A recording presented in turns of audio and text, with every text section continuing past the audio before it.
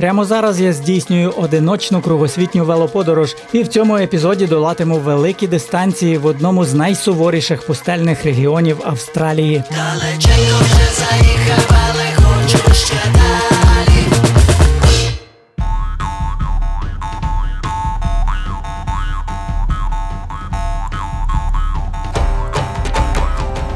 Я все далі занурююсь у дику глибинку південної Австралії і наближаюсь до відомої пустельної рівнини Наларбор довжиною понад 1000 кілометрів. Очікую, що вона буде найскладнішим відрізком на усьому шляху по Австралії. Переважно повз мене проїжджають далекобійні вантажівки або кемпери мандрівників. У маленьких населених пунктах, які трапляються через усе довші відрізки, я маю змогу купити продукти у зазвичай маленькому магазині. Після цього містечка, радше села, напевно, де я зайшов в магазин, наступний магазин через 95 кілометрів.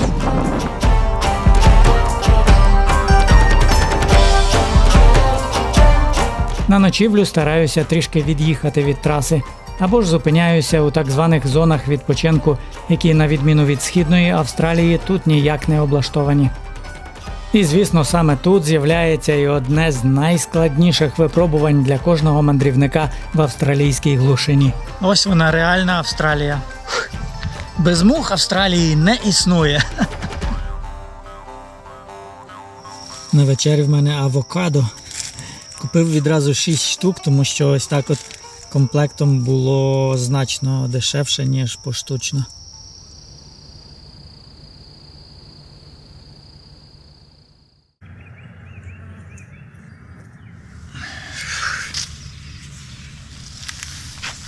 Орди мух в пустельній Австралії завжди прокидаються раніше за вас і йдуть спати пізніше.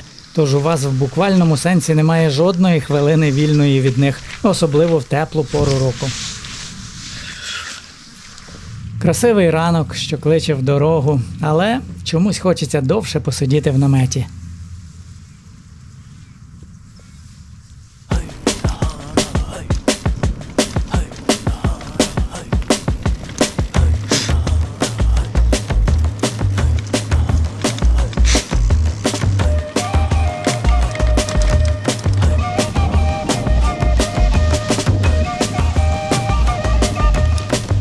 Містечко Седуна – це останній шматочок цивілізації перед тим, як почнеться абсолютне безлюддя. Отже, все, що я куплю тут, я матиму з собою там, в пустелі. Єдина можливість поповнити запаси там – це роудхауси, які траплятимуться спочатку там кожних 100 кілометрів, потім кожних 150 кілометрів і так далі. Але ціни там просто космічні. Вирішив трошки пошикувати перед виїздом в пустелю і поїсти нормальної їжі в ресторані. Хотів гарячого супу, але суп в Австралії знайти доволі складно, немає в них. Але взяв карі, індійське карі, воно таке ріденьке, смачненьке. Foodland – поширена в Австралії мережа супермаркетів. І саме цей супермаркет – це офіційно останній на шляху до Західної Австралії, штату Західна Австралія. Наступний супермаркет через 1200 кілометрів.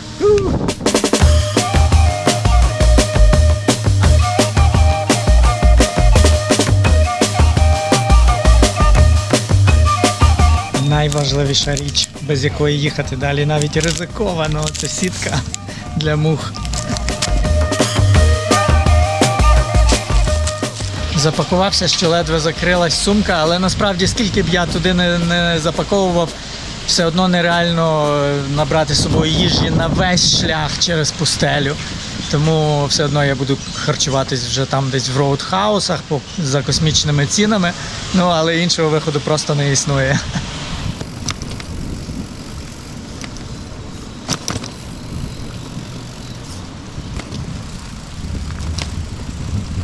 Ось він, Індійський океан. Якщо точніше, це Велика Австралійська затока, офіційна географічна назва.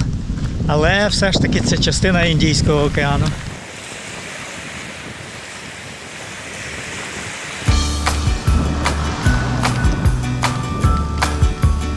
І останнє, що мені потрібно зробити перед виїздом, це, звісно, заїхати на заправку і заправитися водичкою.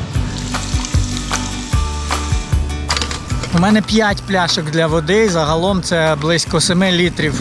Наразі я везу десь 5 літрів, тому що цього мені більше ніж достатньо для того, щоб доїхати до наступного роудхауса. 75 кілометрів звідси.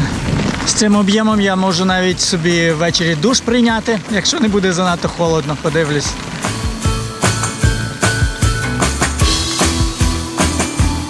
Тож навіть якщо я їхатиму по 120 кілометрів щоденно, що буде доволі складно, якщо вітер не стане попутним для мене, то мені до супермаркета треба буде їхати 10 днів. Як вам така мандрівочка? 10 днів до супермаркета. І це мені дуже нагадує мій епізод з Марокко, з пустелі Сахара. Там теж було точно так само, 1200 кілометрів за 10 днів, такий челендж. Але причина була інша. Там в мене закінчувалась віза, і мені треба було встигнути за 10 днів. І я це зробив. Якщо ви не бачили, можете подивитися ті епізоди. Цього вечора я встиг проїхати ще кілометрів 30. Територій вільних від огорож ставало все більше, тож місце ночівлі обрати було нескладно. Ха-ха! Що ви, мухи, де ви? Вже не такі борзі, так?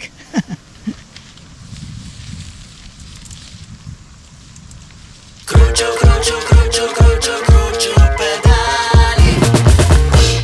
Друзі, ви ж не забули задонатити на збір для нашої армії, який я поширюю під кожним моїм відео.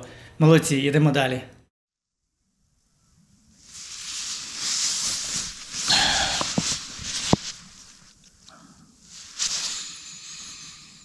Вперше за довгий час було холодно зранку. Я не знаю, напевно, останнє, коли я вдягнутим у спальнику ночував, це було десь в горах Еквадору, напевно.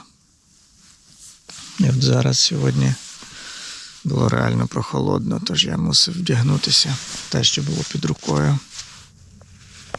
Дивлюсь погоду. Це не є аж так дуже холодно, ззовні 11 градусів, але свіжість така відчувається. Ну, під ранок лише.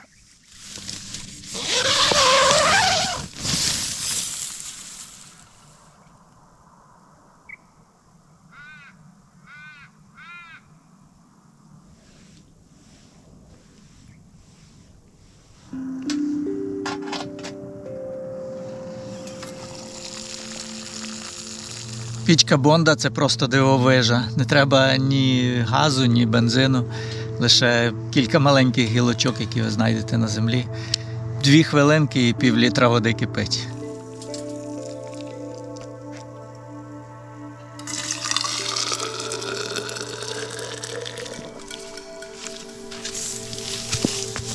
Поки прохолодно, поснідаю всередині в наметі.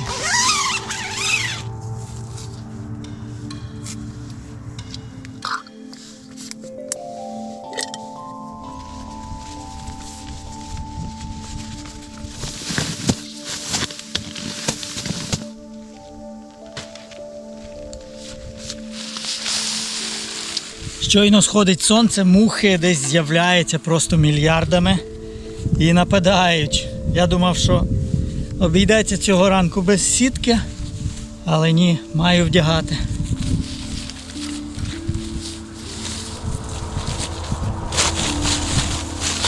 До речі, вчора мені вдалося проїхати майже 123 кілометри, тобто перший день показує, що в принципі все реально, така дистанція щоденно. Окей, залишаю після себе таке ж саме чисте місце, яким його застав вчора. І в дорогу!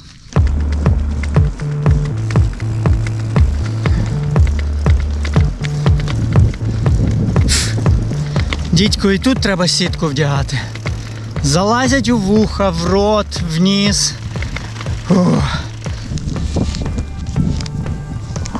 Ану геть! Геть! Ось так. І тепер шоломчик. Насправді мухи не здуваються вітром під час їзди на велосипеді. Це лише, якщо там справді сильний вітер, десь ви на спуску мчите і бажано холодний вітер, тоді вони відстають, відчіпляються. А так ні, бачите, вони довкола мене досі. До речі, коли ми мандрували по Австралії 10 років тому з Яриною, то у нас не було таких сіток від мух. Це коштує $9, і для нас тоді великі гроші були, я думаю, тому ми їх не купували. Або, можливо, ми просто не знали. Для нас була тільки одна опція – евкаліптова гілка і відбиватися нею постійно від мух. О, я згадую, то було пекло.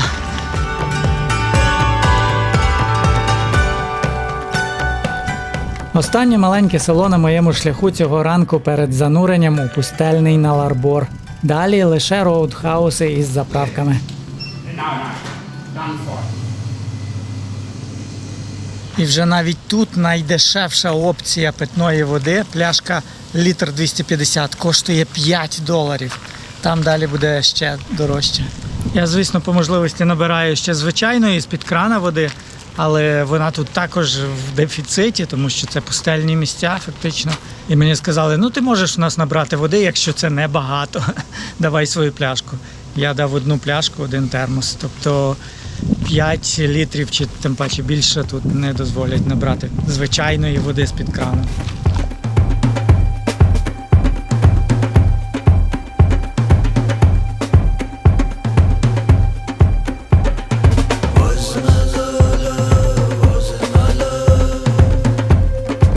Зупинився на обід ось так при дорозі серед дерев, евкаліптів, бо треба поїсти. Але це ще питання, як поїсти з цією сіткою. Бо скинеш сітку, мухи не дадуть поїсти. А тут дивно, що вони не зробили такого якогось отвору. Відкрив, вкусив, закрив. Отже, як нам їсти? Ось так якось. Нема там мух.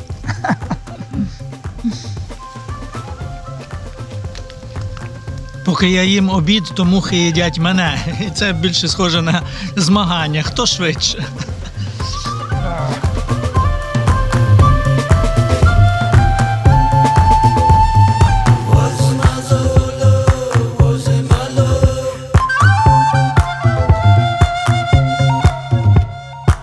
Перший роудхаус за 80 кілометрів після села. Я прибуваю сюди вже під вечір.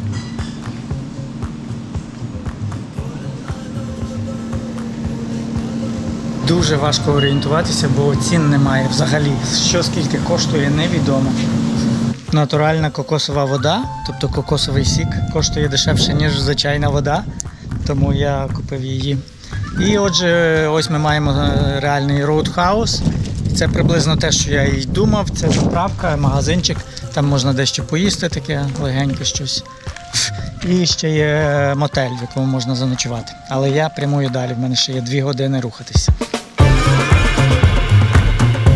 До наступного роудхауса 53 кілометри. Залишилось в мене трошки менше, як 2 години до настання темряви. Отже, я не знаю, чи встигну, але насправді їду швиденько, тому що дорога зараз звернула якраз під таким кутом, що вітер в спину. Він не сильний, але все ж таки він в спину. І отже, є шанс, що я встигну. Якщо не встигну, то десь знову стану в кущах. Але насправді дуже хотів би доїхати, бо, можливо, там є душик прийняти нарешті за 3 дні. Справді не мав душу 3 дні, якщо не рахувати один холодний в кущах з пляшки з Кока-Коли. Тим часом те хороше узбіччя, яке було весь час, асфальтоване, воно зникло. Тепер доведеться їхати разом з усім транспортом по цій смузі. І так буде десь кількасот кілометрів.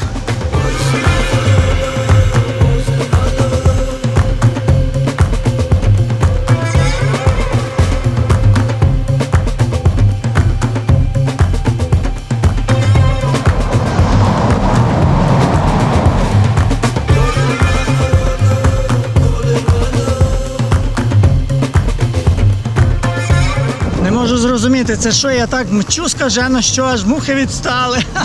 Не можуть мене догнати. Дивіться, жодної нема. Оце я крутий, а?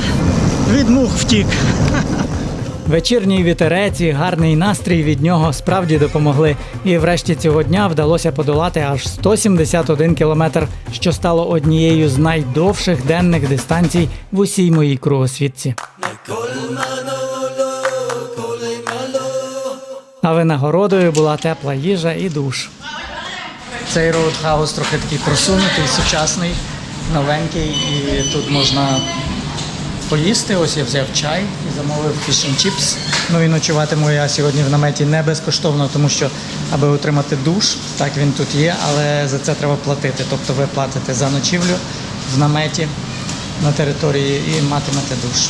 Отже, ночівля в моєму наметі коштує $25, чай 6 і fish and chips 12.50.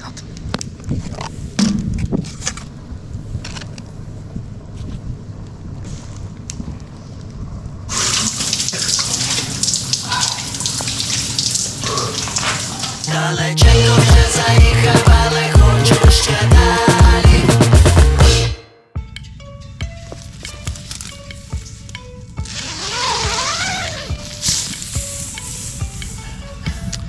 Це мало чим відрізняється від того, як я ночував в кущах. Але душ – це було просто казково, тож фактично я заплатив лише за душ, можна вважати.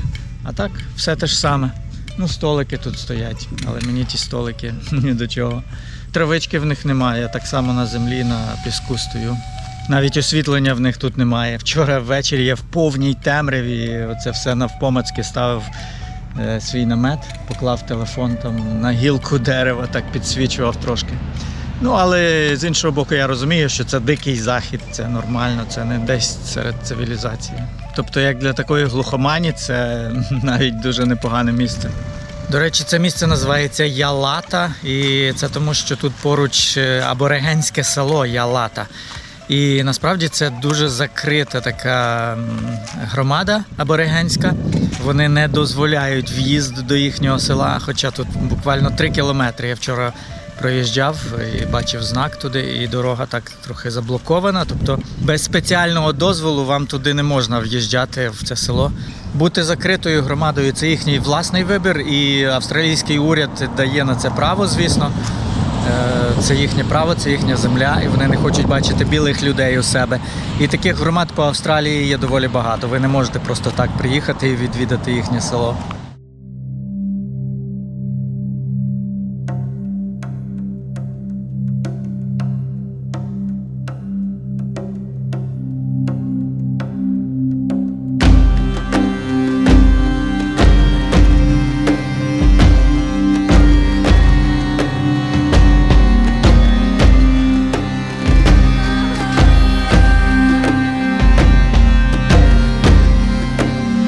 І от я дістаюся місця, де повз мене сумно пропливає останнє деревце.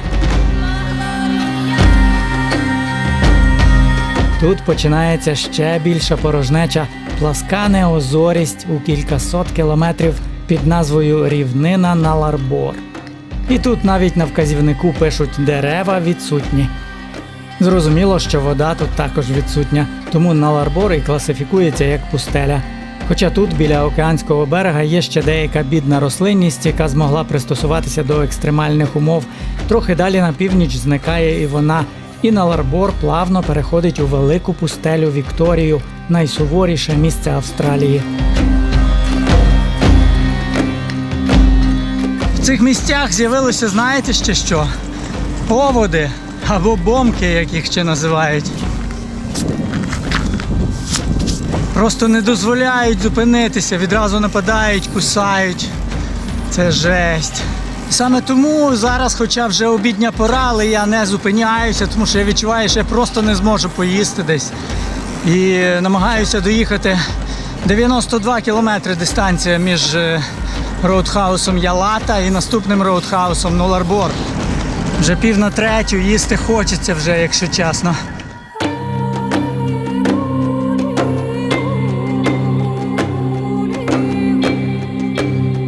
Цікаво, що мухи водяться по всій Австралії, але в пустельних регіонах вони відчувають гостру нестачу вологи та білка. Тому масово злітаються на людей і тварин, намагаючись пити піт, вологу з очей, рота і носа. Саме через це в австралійському аутбеку їхня присутність відчувається екстремальною. Дивіться, зупинилися прекрасні люди, пропонують мені щось з льодом. Я не зрозумів, що саме, але я кажу, мене цікавить все, що з льодом. What's your name? I'm Tess. Yes, I'm Volo. Nice to meet you. Nice to meet you too. Hello. What's your name? There you go. Oh, wow, that's great. Thank you. No worries, enjoy. Where do you travel? To Perth? We're heading to Esperance. Thank you. Thank you for this. You're welcome. Bye. Ось такі от класні австралійці. Щось холодненьке. Освіжитися. Супер.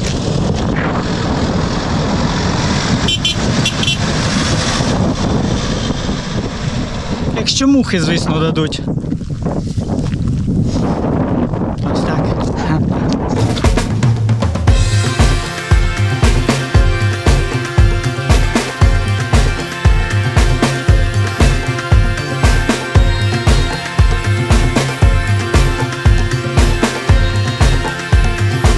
Тут справді такий більший перевалочний пункт, багато всього можна купити. Ну, ціни, звичайно, майже космічні, але принаймні ви не пропадете тут з голоду. І доволі багато людей зупиняються тут. Ну, всі на машинах, звісно. Я один тут такий. Навіть сувеніри тут є, тобто таке більш туристичне місце. А це все тому, що тут поблизу, якщо рухатись до океану, там є кілька точок популярних для спостереження за китами. І австралійці це люблять, і вони тут часто подорожують саме через це. Як і в кожному роудхаусі, я підзаряджаю усі свої девайси і, звісно, нарешті можу поїсти у спокої і прохолоді. Ну що ж, зараз ситуація дуже подібна до вчорашньої. В мене є 2 години до темряви, і я хочу проїхати також десь 50-52 кілометри до місця, в якому сподіваюся знайти хоч якісь кущики. Я не знаю, чи це мені вдасться, тому що цієї ночі очікується сильний вітер. І якщо стати ось так от просто в такому місці, а тут все таке насправді, то мій намет пошарпає добряче вночі, ну і спати буде зовсім некомфортно. Не люблю я вітряні ночі. Ну, але вже буде як буде. Це дика Австралія і це Нуларбор.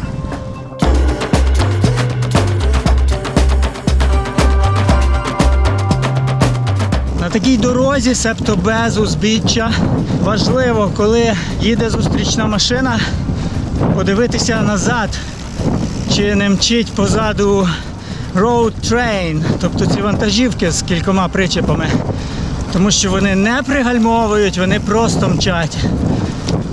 І якщо ви не звернете, не з'їдете в бік, то це буде небезпечно, якщо 2 машини, особливо вантажівки, розминаються поруч з вами. Тому я завжди звертаю в таких ситуаціях. Це взагалі рідко трапляється, але от хвилину тому таке було.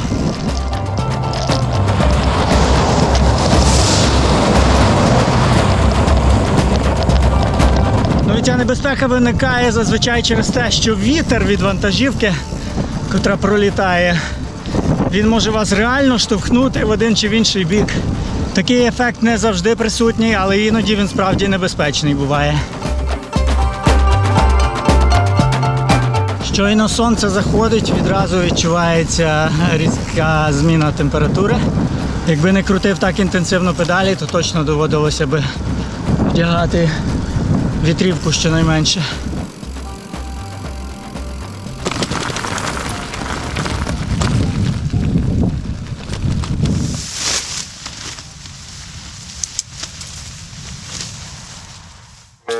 Вже завтра мені не так щаститиме з вітром, але натомість пощастить серед цієї пустелі зустріти зірку Євробачення, яку чимало з вас добре знають. Про це в наступному епізоді.